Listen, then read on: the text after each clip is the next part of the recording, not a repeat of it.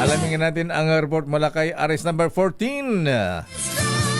Let Narciso, please come in. Miss Let.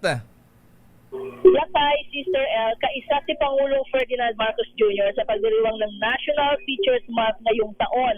Dadalo ang Pangulo sa selebrasyon na ginaganap dito sa MOA Arena sa Pasay City. Tema ng selebrasyon ang Together for Teachers, kung saan tampok ang pagkilala sa dedikasyon ng mga Pilipinong guro at ang mahalagang papel ng mga ito sa nation building.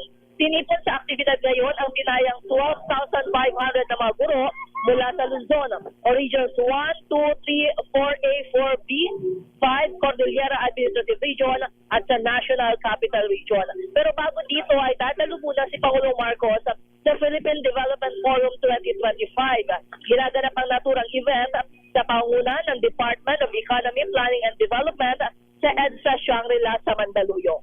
Lakay? Anong Philippine Forum yan, Miss Let? Ayan, daming tao. Ano ito, ha? Diyan ba yan? Ano itong video mo? Ayan nasa video la. Ayan ang mga picture dyan, Lakay. Ay, dito sa MOA Arena kasi 12,500 na teacher ito, Lakay.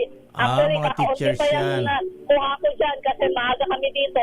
Nagpapasukan pa lang talaga sila pero mukhang mapupuno itong MOA Arena. Ayan, MOA Arena. Ba't may concert ba? Ayan. May programa, Lakay. Ay, kasi may lahat ng programa. teacher sa Luzon, Lakay at NCR nandito. Ganon So, ba? kaya malaki yung venue. Oo. Paano hindi walang klase? Ayan, sa mga public schools, andyan pala mga teachers eh. Sabi nila Lakay sa Luzon. Sa Luzon. Dito yung mga teacher. Mga Oo. public schools. Kailangan may magandang pamasko ang presidente sa mga teachers natin. May magandang balita ba? Ano ba ang ibibigay na benepisyo ng gobyerno sa ating mga anong tawag sa mga teachers, Sister L? Ayan. Pangalawang magulang ng ating mga kabataan. Sa school.